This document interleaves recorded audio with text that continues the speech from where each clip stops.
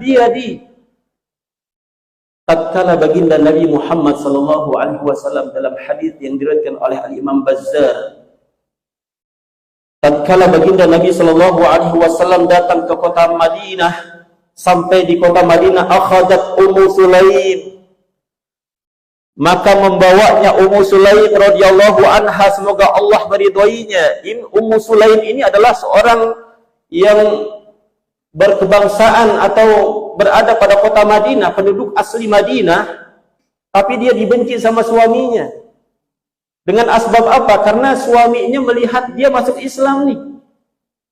Bapaknya Anas bin Malik, ya, namanya siapa? Malik bin Nadr, itu belum masuk Islam. Bahkan saking bencinya, ini Malik bin Nadr ini meninggalkan keluarganya. Kemana? Pergi ke Syria. Syria itu Masya Allah berarti jauh, berpuluh-puluh kilo dia berjalan. Saking apa? Saking benci sama istrinya yang masuk Islam. Karena suaminya pergi meninggalkan dia, maka Ummu Sulaim kemudian mengatakan kepada baginda Nabi Muhammad sallallahu alaihi wasallam, faqalat ya Rasulullah, beliau berkata, wahai Rasulullah, hadza Anas, ini Anas, gulamun labibun katibun, seorang anak kecil yang cerdas, yakhdumuka, yang siap mengabdi kepadamu ketika kamu berada dalam kota Madinah. Yang lain hanya memberikan uang, yang lain hanya memberikan hadiah berupa rumah. Ini ibu ini sungguh sangat luar biasa. Bukan uang yang diberikannya, tapi anaknya diberikan kepada baginda Nabi Muhammad SAW. Ya. Faqabilani Rasulullah SAW. Maka ketika Ummu Sulaim ini memberikan Anas bin Malik kepada Rasulullah SAW, Rasulullah SAW mencium beliau, tanda setuju bahwa beliau kemudian menjadi pembantu baginda Nabi Muhammad SAW.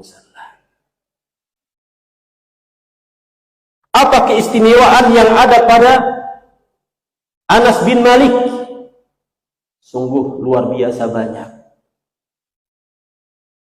Yang pertama, beliau mendapatkan keistimewaan, didoakan oleh baginda Nabi dengan kalimat Allahumma akthir malahu wa waladahu wa barakalahu fima a'taitahu.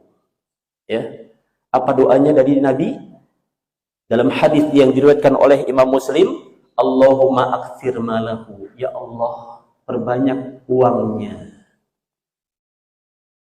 Wa waladahu, perbanyak keturunannya.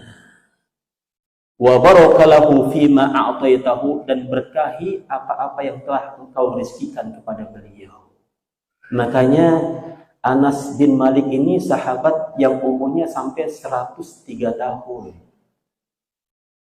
Dengan asbab apa? Dengan asbab doa yang dipanjatkan oleh baginda Nabi Muhammad SAW, sehingga beliau mendapatkan umur yang begitu panjang sampai 103 tahun. Dalam riwayat yang lain dikatakan umurnya 91 tahun. Dalam riwayat yang lain mengatakan umurnya 93 tahun. Wallahu a'lam bishawab. Yang pasti umur beliau lebih daripada apa yang terjadi pada masanya ketika itu di zaman para sahabat-sahabat baginda Nabi Muhammad SAW. Anaknya berapa? Dalam satu riwayat anaknya sampai 100. Ya, dari seorang wanita yang namanya Zainab binti Nabit. Zainab binti Nabit adalah istri daripada Anas bin Malik, dan beliau melahirkan 100 anak. Ada di Indonesia punya anak 100. Ada zaman begini 100 anak. Ya. Itu dengan asbab apa?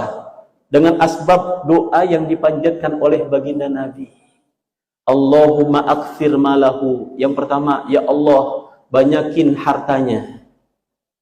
Sampai-sampai karena saking banyak hartanya, asbab didoakan oleh baginda Nabi kita Muhammad SAW, Yang lain punya kebun, kalau setahun panennya cuma sekali, Anas bin Malik panennya 2 kali. Apa yang menandai begitu suburnya dia punya perkebunan? Ketika orang-orang sudah selesai panen, tiba-tiba datang awan di atas perkebunan Anas bin Malik untuk menyirami daripada beliau punya perkebunan, sehingga bisa berbuah atau panen dalam 1 tahun 2 kali. Makanya kalau kita nanti di Raudhah minta sama Rasulullah Sallallahu Alaihi Wasallam, atau ketika tawaf, tidak apa-apa, minta doa agar diberikan keberkahan dunia kita. Ada cerita yang waqi', yang nyata, orang Afrika, ya, tawaf itu berapa putaran? Berapa? 7. Putaran pertama, karena memang tidak ada doa putaran pertama kecuali dari Rukun Yamani sampai Hajar Aswad saja doa yang maktur dari baginda Nabi. Rabbana atina fid dunya hasanah wa fil akhirati hasanah wa qina adzabannar. Ya. Jadi kalau yang mau pergi